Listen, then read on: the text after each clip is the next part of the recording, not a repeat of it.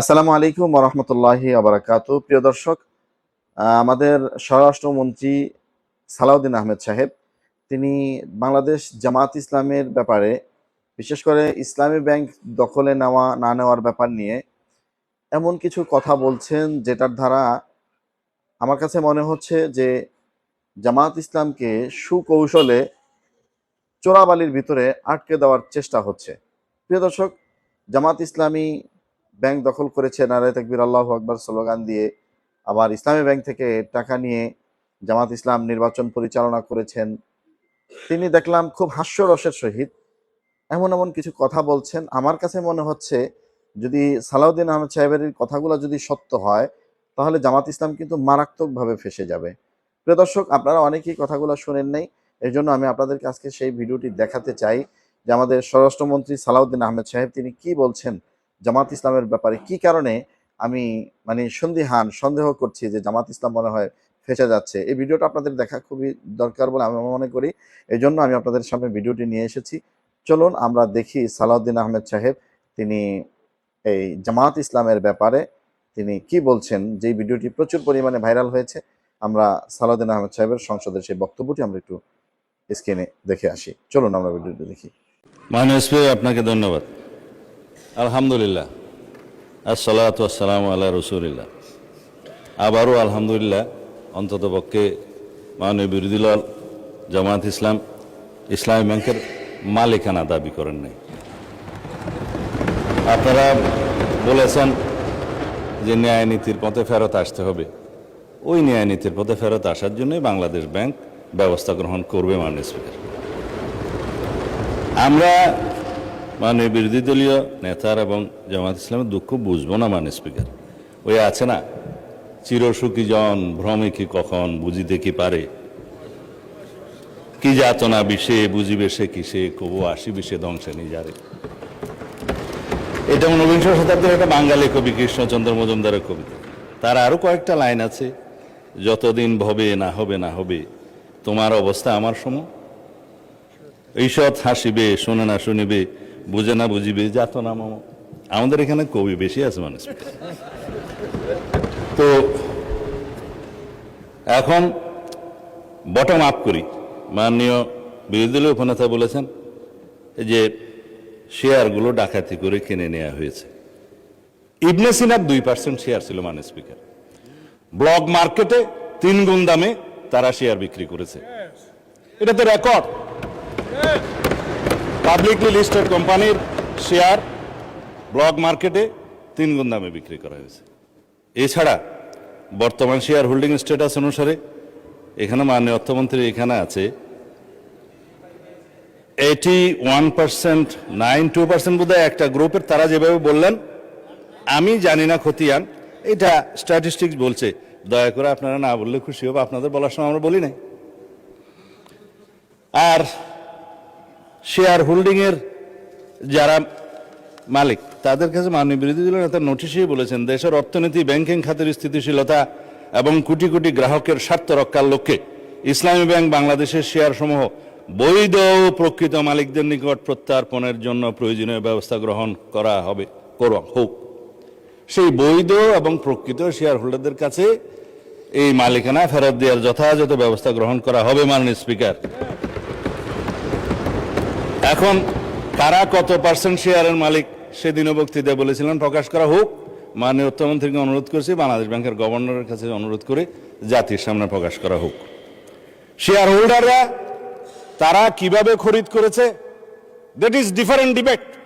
সেটা দুদকের তদন্ত হতে পারে, মামলা হতে পারে, but share holder is share holder. Publicly listed কোম্পানির মধ্যে সেটা আলাদা ডিবেট এবং আলাদা তদন্ত হতে পারে। এখন বলা হচ্ছে আপনারা ব্যাংকের মালিক না, জামাত ইসলাম ব্যাংকের মালিক না, আবার বলছে ইসলামের উপর হাত দিবেন না। কদিন আগে জামাত ইসলামের এক বন্ধু, আমি নাম নিলে আবার এখানে 74-এ দাঁড়াতে পারেন, সেজন্য 2 জন এমপি ছিলেন, আরেকজন পরাজিত এমপি ছিলেন, আরেকজন নেতা ছিলেন, বক্তৃতা দিচ্ছে ইসলামের উপর হাত দিবেন না। মাননীয় স্পিকার, ইসলামী ব্যাংক ইসলাম নয়, আমাদের জনাব মির্জা ফখরুল ইসলামও ইসলাম নয়। জামাতে ইসলামও ইসলাম নয়। সুতরাং সবকিছুতে ইসলামের উপরে হাত দিবেন না দোহাই দেওয়া কিন্তু ঠিক নয়। মানে স্পিকার, আমি এবার পয়েন্ট টু পয়েন্ট আসি। এখন একবার যে ব্যাংক আজান দিয়ে তকবীরে লিল্লাহ দিয়ে দখল করা হলো, সেই ব্যাংকের দখলটা বেদখল হয়ে যাবে, এই যাতনা তো আমরা বুঝি মানে স্পিকার। সুতরাং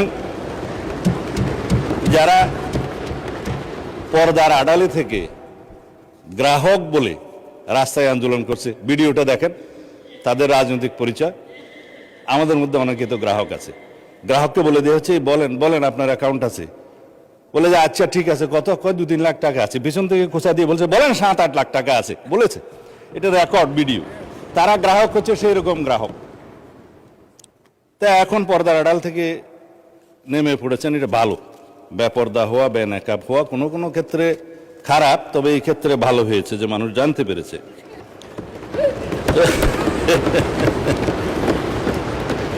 মানে স্পিকার, এখানে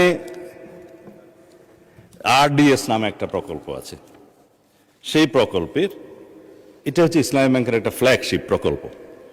এই প্রকল্পের মূল হচ্ছে পল্লী উন্নয়ন প্রকল্প নামে, যেখানে 5,000, 10,000, 20,000 টাকা পর্যন্ত লোন দেয়া যায়। নারী গ্রাহকের সংখ্যায় বেশি। ভোটের আগে 10,000 টাকা করে অনেক নারীকে দেয়া হয়েছে। লাইনে আমার এক ভোটার জিজ্ঞেস করছে, আমার এক কর্মী, মা আপনি কোথায় দিবেন? বলছে যে বাবা, বলছে কোরআনের দল না দিলে তো জান্নাতে যাওয়া যাবে না। 10,000 টাকাও দিয়েছে, বলেছে এটা মাফ হয়ে যাবে, আরো 10,000 টাকা পাবো। এইভাবে মানে স্পিকার, মুনাস হিসাবে দাঁড়িপাল্লায় ভোট দিলে জান্নাত পাওয়ার নিশ্চয়তাও দিয়েছে। এই আরডিএস প্রকল্পের মধ্যে কত হাজার কোটি টাকা ডিস্ট্রিবিউট হয়েছে জানেন? 22,000 কোটি টাকা ডিস্ট্রিবিউট হয়েছে। 11,000 কোটি টাকা আগে দেওয়া হয়েছিল। এই 5ই আগস্টের 2024-এর পরে নির্বাচনের এই বৈতরণী পার হওয়ার জন্য আরো 11,000 কোটি টাকা দেওয়া হয়েছে, এর কোনো হদিশ নাই। তবে একজন নারী ভোটারের কথা তো বললাম। ভোটের আগে আমরা প্রায় সময় দেখছি মানে স্পিকার, আমরা তো লেজিটিমেট গভর্নমেন্ট, ভোট টুট পেয়ে জনগণ আমাদেরকে এখানে বসিয়েছে, কিন্তু ইলেকশনের দিন পর্যন্ত আমরা একটা ফেসবুক গভর্নমেন্ট দেখেছিলাম মানে স্পিকার, প্রচারণার মাধ্যমে। তা আমরা এখনো মনে করছি বিরোধী দলের ভূমিকা পালন করুক, তারা স্ট্রাগল করবে সরকারি দলে আসার জন্য, নির্বাচিত হয়ে মেজরিটি পাওয়ার জন্য। কিন্তু বারে বারে এইভাবে প্রচারণা, পর্দার আড়ালে প্রচারণা, পর্দার ভিতরে প্রচারণা ইত্যাদি চালিয়ে মানুষকে বিভ্রান্ত করে মানে স্পিকার, আমরা বোধহয় খুব বেশি এগোতে পারবো না। এখন ইসলামী ব্যাংকের আমি কয়েকটা আইনের কথা পরে বলবো, এখন বলছি না। ইসলামী ব্যাংকের নবনিযুক্ত চেয়ারম্যান দায়িত্ব নিলে এবং এই চেয়ারম্যানকে দায়িত্ব পালন করতে না দিলে কি হবে সেটা আইনে বলা আছে। বাংলাদেশ ব্যাংকের ব্যাংক কোম্পানি আইন অনুসারে সেকশন 45, 46, 47 এবং লাস্টে 57-এ এই কথাগুলো বলা আছে। মাননীয় অর্থমন্ত্রী বলছে যে আইন উনি বলবেন, তা আমার একটু অভ্যাস খারাপ বলে আগে বলে দিচ্ছি। বাংলাদেশ ব্যাংকের নির্দেশ দানের ক্ষমতা, বাংলাদেশ ব্যাংক যদি এই মর্মে সন্তুষ্ট হয় জনস্বার্থে মুদ্রানীতি এবং ব্যাংক নীতির উন্নতির বিধানের জন্য কোনো ব্যাংক কোম্পানির আমানতকারীদের স্বার্থের পরিপন্থী এবং ব্যাংক কোম্পানির স্বার্থের পক্ষে ক্ষতিকর কার্যকলাপ প্রতিরোধ করার জন্য যে কোনো রকমের সিদ্ধান্ত বাংলাদেশ ব্যাংক দেওয়ার এখতিয়ার রাখে এবং ব্যাংক কোম্পানিগুলো, সংশ্লিষ্ট ব্যাংক কোম্পানিগুলো উক্ত আইন নির্দেশ পালনে বাধ্য থাকবে। ব্যাংক কোম্পানির পরিচালক সেকশন 46 ইত্যাদির অপসারণ বাংলাদেশ ব্যাংকের ক্ষমতা, চেয়ারম্যান থেকে বোর্ড অফ ডাইরেক্টরস সবার। তারপরে আপনার 49-এ বাংলাদেশ ব্যাংকের অধিকতর ক্ষমতা আছে, 47-এ পরিচালনা পরিষদ বাতিলের ক্ষমতা আছে। বিস্তারিত পড়লে আমার ওই 15 মিনিটে কোলাবে না, সেই জন্য বলবো না। এই পরিষদ বাতিল করা এবং নির্দিষ্ট মেয়াদ পর্যন্ত নির্দেশনা দেয়া, এগুলো সব বাংলাদেশ ব্যাংকের এখতিয়ার, ব্যাংক কোম্পানি আইন। তাইলে আগে আইন পরিবর্তন করেন, বাংলাদেশ ব্যাংক কোম্পানি আইন পরিবর্তন করে তারপর আপনারা এই আলোচনায় আসেন। অন্যথায় রেগুলেটরি অথরিটি হিসাবে বাংলাদেশ ব্যাংক তার নিজস্ব ক্ষমতা বলে দেশের স্বার্থে, ব্যাংককে রক্ষা করার স্বার্থে এই সমস্ত কার্যক্রম তারা চালু করবে। মাননীয় স্পিকার, তারা তদন্তের কথা বলছেন, তদন্ত করার জন্যই তো। যদি এখন বলি আপনারা 5ই পরবর্তী এই ব্যাংকের যারা লোন গ্রহণ করেছে, আমি নামই বলি, নাবিল গ্রুপকে 700 কোটি টাকা এলসির এগেনস্টে লোন দেওয়া হয়েছে, পরে এই মালামাল বিক্রি করে ব্যাংকে টাকা ফেরত দেওয়া হয়নি। দুষ্ট লোকেরা বলে সেটা কোনো এক দলের নির্বাচনী তহবিলে গেছে, এবং তারা একটা টিভি চ্যানেল প্রতিষ্ঠা করেছে, এবং সেই টিভি চ্যানেলটা কোন পক্ষে খেলছে সেটা আমরা জানি। তার ব্যাংক লায়াবিলিটি হচ্ছে 16,000 কোটি টাকা, তার বিরুদ্ধে তদন্ত কেন হচ্ছে না? সেই জন্য তদন্ত হবে মাননীয় স্পিকার। এখন লান্তাবুর গ্রুপকে হেড অফিসের অ্যাপ্রুভেল ছাড়া নির্বাচনের আগে 40 কোটি টাকা লোন দেওয়া হয়েছে, যার কোনো সদুত্তর নাই। এগুলো তদন্ত হবে মাননীয় স্পিকার। সোশ্যাল কর্পোরেট রেসপন্সিবিলিটি নাম দিয়ে যারা ঢাকা থেকে কক্সবাজার পর্যন্ত বিমানের টিকিট পর্যন্ত ব্যাংকের থেকে করিয়েছে, সেগুলোরও তদন্ত হবে মাননীয় স্পিকার। রেকর্ড আছে, এগুলো পত্রিকায় প্রকাশিত হয়েছে। এই আরডিএস প্রকল্প থেকে, এলসির এগেনস্টে লোন দেয়া থেকে, এই যে গ্রুপের কথা বললাম, নামও তো মনে নেই, লান্তাপুর না কি যেন, লান্তাবুর, এগুলো তদন্ত হবে। এই তকবির দিয়ে ব্যাংক দখল করার পর যাদেরকে চক্রচ্যুত করা হয়েছে তাদের সংখ্যা হচ্ছে 9,000।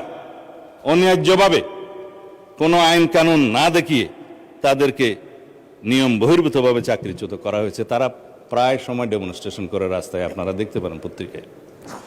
শুধু তাই না, 6,000 নতুন নিয়োগ দেওয়া হয়েছে, তাদের সবাই একটি রাজনৈতিক মতাবলম্বী লোক, এবং তাদেরকে কনফার্ম করা হয়েছে 50%, আর 50% করার তালে আছে, তদন্ত হলে আর পারবে না। 13,000 প্রমোশন দেওয়া হয়েছে, যারা যেই ক্যাটাগরি থেকে প্রমোশন পেয়ে যে ক্যাটাগরিতে যাওয়ার কথা না, 2টা-3টা করে প্রমোশন দেওয়া হয়েছে। এই নিয়মগুলো তো হয়েছে মাননীয় স্পিকার, ইসলামের নামেই তো হয়েছে বলে মনে হয়। তো সুতরাং এগুলো তদন্ত হলে হয়তোবা আমাদের কারো নাম ওখানে চলে আসতে পারে। এই তদন্ত হোক, টাকা কোথায় সরানো হয়েছে সেটা তদন্ত হোক।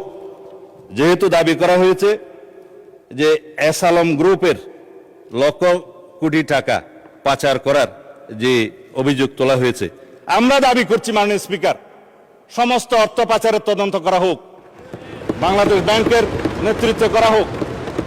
যারা বাংলাদেশের টাকা, মানুষের টাকা পাচার করেছে বিদেশে, সকলের বিরুদ্ধে তদন্ত করা হোক। শুধু অভিযোগ দিয়ে ক্ষান্ত হইলে হবে না, কিন্তু এগুলোও তদন্ত করা হবে মাননীয় স্পিকার। এই যে ইন্টারিম গভর্নমেন্টের সময় দখলদারিত্ব এবং মব সৃষ্টির একটা পায়তারা যে ছিল, সেগুলোরও তদন্ত করা হবে। তারা কোথায় কার নামে লোন দিয়েছে, কর্পোরেট সোশ্যাল রেসপন্সিবিলিটির টাকা কোথায় ব্যবহার করা হয়েছে, নির্বাচনের আগে সেই তহবিল কোথায় গিয়েছে, আরডিএস প্রকল্পের টাকা কত লোককে দেওয়া হয়েছে, কিভাবে দেওয়া হয়েছে, সেগুলো ফেরত আনার ব্যবস্থা করা হবে, তদন্ত করা হবে মাননীয় স্পিকার। এখন সেই জন্যই বলছিলাম, কি যাতনা বিষয়ে বুঝিবে সে কিসে, কবু আসিবে সে ধ্বংসে নিজারে। আমরা ন্যায় নীতি প্রতিষ্ঠা করতে যাচ্ছি, আপনাদের আহ্বান মতো যে এখানে দুনিয়াতে ন্যায়ের নীতি প্রতিষ্ঠা করা হবে, সৎ পথে ন্যায় আশা করা হবে। তো ন্যায় একজনের জন্য চাইবেন, আপনাদের জন্য চাইবেন না, তা তো হতে পারে না। আমরা সকল গ্রাহকের এবং শেয়ার হোল্ডারদের স্বার্থ রক্ষা করব, ন্যায় নীতি প্রতিষ্ঠা করব, সুষ্ঠুভাবে তদন্ত করব। মাননীয় স্পিকার, শুধুমাত্র একজন চেয়ারম্যান নিয়োগকে নিয়ে যে অভিযোগ করা হয়েছে, বাংলাদেশ ব্যাংক থেকে তার প্রত্যুত্তরে বলা হয়েছে এই অফিসারের, এই চেয়ারম্যান যাকে নিয়োগ দেওয়া হয়েছে, তার বিরুদ্ধে কোনো অভিযোগ প্রমাণিত হয়নি, কোনো তদন্ত নাই। যদি নতুনভাবে অভিযোগ আসে সেটা তদন্ত হবে। এখনো পর্যন্ত তো সে প্রিজাম্পশন অফ ইনোসেন্স নীতি অনুসারে তার বেনিফিটটা পাবে, যে তার বিরুদ্ধে শুধু অভিযোগ আনা হচ্ছে মৌখিকভাবে বা পত্রিকায়, সেই অভিযোগের তো তদন্ত হয় নাই। সুতরাং প্রিজাম্পশন অফ ইনোসেন্স হিসাবেই সে তার বেনিফিটটা পাবে। যদি অভিযোগ আনে, তদন্ত হবে, তখন সেটা দেখা যাবে। এবং he who seeks equity must come with clean hand, this is one of the maximum of the equity. তারা যেগুলো বলছে তারা যদি ক্লিয়ার হ্যান্ডে থাকে তাইলে তারাও তদন্তের ফেস করুক মাননীয় স্পিকার।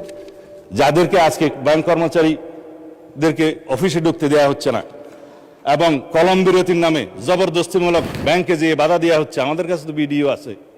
আমরা যেহেতু এই স্বরাষ্ট্র মন্ত্রণালয়ের দায়িত্ব পালন করছি, আমাদের কাছে সমস্ত কিছু রাখতে হয়। এই সমস্ত তদন্ত ভিডিও সহ অডিও সহ সব কিছু আছে। মাননীয় বিরোধী দলীয় নেতা এক জায়গায় বক্তৃতা দিয়ে বলেছেন তার বুকের উপর দিয়ে যাবে, যদি টিয়ার গ্যাসগুলি করতে হয় আমার উপর দিয়ে যাবে, আমি গ্রাহকের সেবা নিশ্চিত করব। গ্যারান্টেড মাননীয় বিরোধী দলীয় নেতা, গ্রাহকদের আমানতকারীদের স্বার্থ নিশ্চিত করার জন্য আমরাও বুক পেতে দেবো, শুধু আপনি কেন। সুতরাং ন্যায় নীতি প্রতিষ্ঠা করা হবে। আজকে ইন্টারেস্টিংলি দেখছি আমাদের এনসিপির বন্ধুরা কেউ নাই। আপনারা জামাত ইসলামকে কি তারা এনসিপি অ্যাভোট করলো কিনা জানি না, কেউ বক্তৃতাও দেয় নাই। আমি চেয়ারগুলো খালি দেখে বলতেছি মাননীয় স্পিকার। তবে এখানে একটা দাবি রাখি, অন্যায্যভাবে যাদেরকে চাকরিচ্যুত করা হয়েছে তাদের সবাইকে চাকরি ফেরত দেওয়ার জন্য একটা তদন্ত পরিচালনা করা হোক। আর যাদেরকে রাজনৈতিক বিবেচনা চাকরি দেওয়া হয়েছে তাদের কয়টা সঠিক নিয়োগ হয়ে গেছে সে বিষয়েও তদন্ত করা হোক।